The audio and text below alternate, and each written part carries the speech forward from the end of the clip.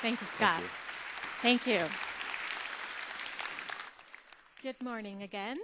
On behalf of the laureates, Mairead Maguire, Jody Williams, Shirin Ebadi, Rigoberto Menchú-Tum, Lema Gabawi, Tawakkol Karman, and Aung San Suu Kyi, I'd like to thank the Partnership for Change again for bringing us all together for this inspiring and important event. And I'd like to share my regrets, particularly from Jody Williams and Shirin Ebadi, who were supposed to be here with us today, but for health and personal reasons weren't able to join us at the last moment. But you will be able to hear from Mairead shortly. And as we've heard already a little bit, Norway's commitment to empowering women around the world supports and sustains women's activism around the globe and is genuinely making a profound and lasting difference. And this is another example of leadership and determination to build a more just and equitable future for us all. And we are indeed honored to take part in this event today with Partnership for Change.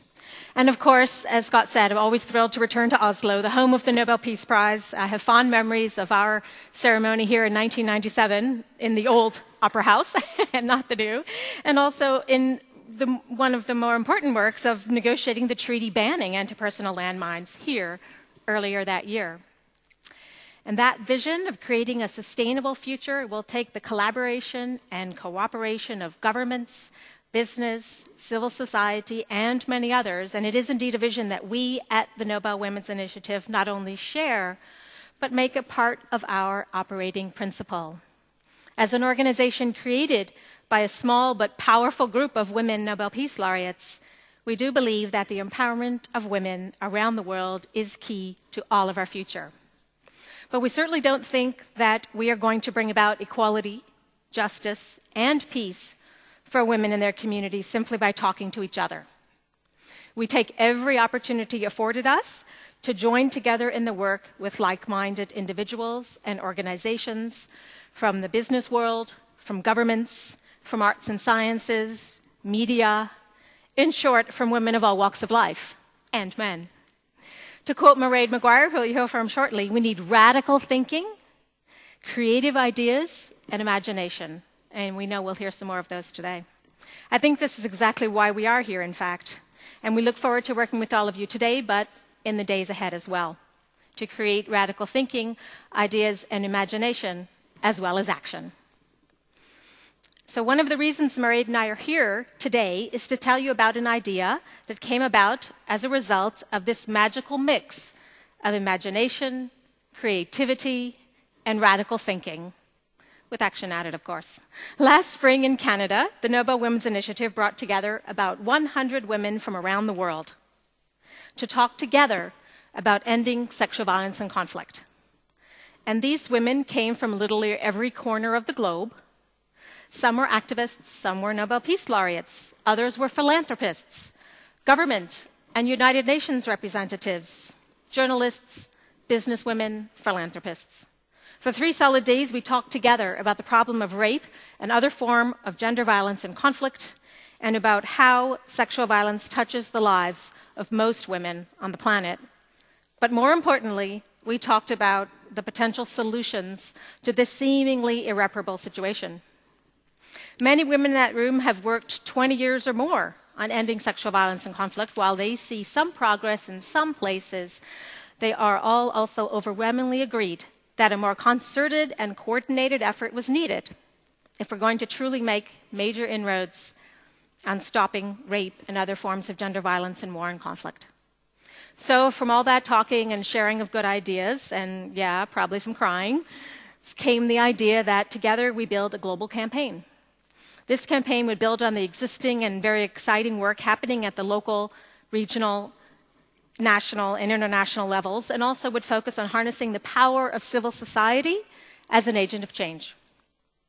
One of our key inspirations was, in fact, the campaigns, the international campaign to ban landmines, which we talked about earlier.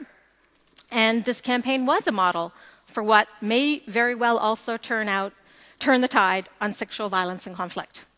It was an unprecedented collaboration between civil society, governments, international organizations, and many other actors to ban a weapon, anti-personnel landmines, which had been used by every major fighting force in the world for over 100 years.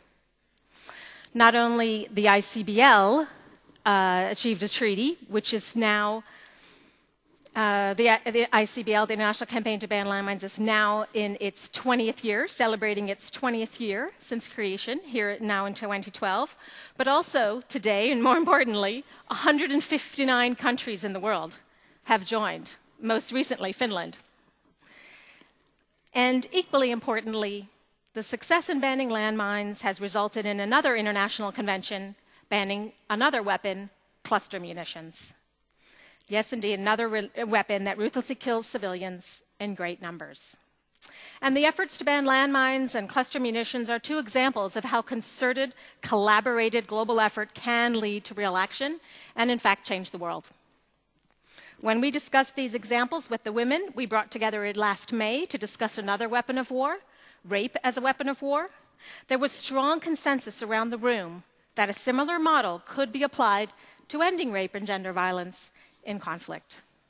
So I'm happy to report that the commitment of those women felt at our conference last May has not only been sustained, but has grown exponentially and now includes many other women in organizations, as well as men and other organizations from all walks of life. Indeed, it's a test.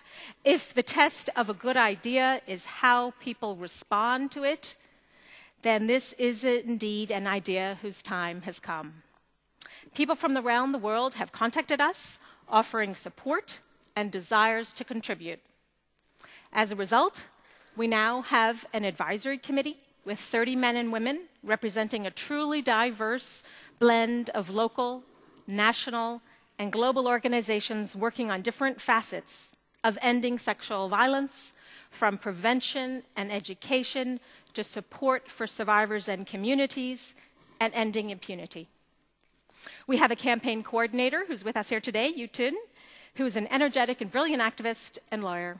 We have more than 150 organizations and individuals who've already come on board to join the campaign.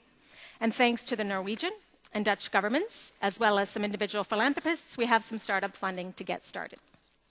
I'm delighted to announce here that this May, only 1 year after that conference last year where we started discussing it, we will officially launch the International Campaign to Stop Rape and Gender Violence in Conflict.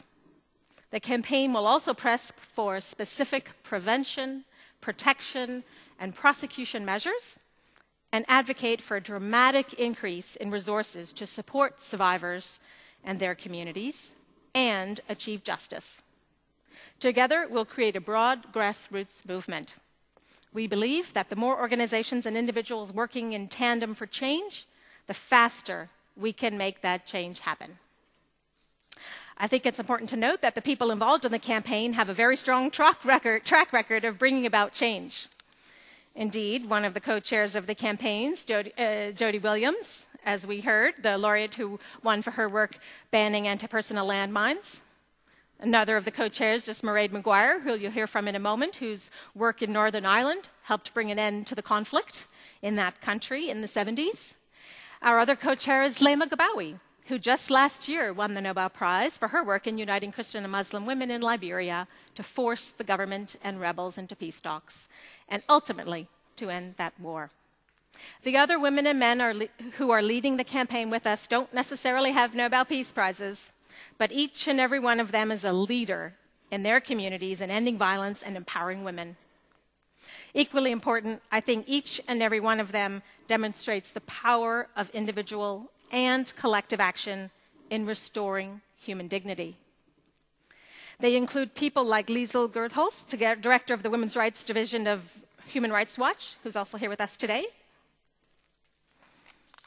and Julienne Luseng, who coordinates a coalition of 40 women's organizations to promote the rights of women and girls in the Democratic Republic of Congo, and Dean Peacock, who founded Sonke Gender Justice Network in South Africa, an NGO working across Africa to strengthen government, civil society, and citizen capacity to support men and boys to take action to promote gender equality, prevent domestic and sexual violence, and reduce the spread and impact of HIV and AIDS. They and the other fabulous partners bring years of experience and unique expertise, and we'll be here in Oslo developing action plans for the first year of the campaign. Our vision is for a world that is free of rape and other gender violence and conflict, and we know that working together, this is possible. We hope you'll join us. StopRapeAndConflict.org. Thanks very much. Look forward to the conversations the rest of the day.